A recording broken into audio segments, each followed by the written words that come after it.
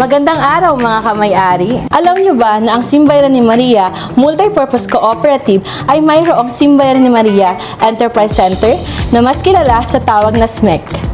Ang SMEC ay tinatag ng ating chairperson and board of directors Reverend Father Anton C.T. Pascual noong March 5, 2010 upang suportahan ng ating mga kamay-ari na may negosyo at mga nagbabalak magnegosyo na tinatawag nating co-opreneurs. Para matulungan ang ating mga kamay-ari, nagbibigay ang SMEC ng iba't ibang programa tulad ng trainings, webinars at livelihood programs na naglalayong palawakin ang kanilang kaalaman at tulungan silang mapalago ang kanilang mga negosyo. Bukod sa mga trainings at webinars, nagsasagawa rin ng SMEC ng mga bazaars bilang suporta sa ating mga co-opreneurs.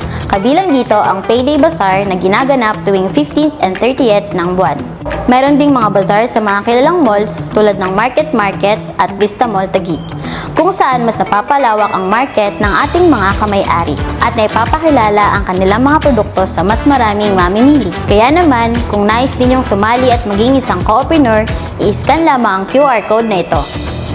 Halina't maging kamay-ari, halina't maging co-opreneur. Proud co-opreneur, proud kamay-ari.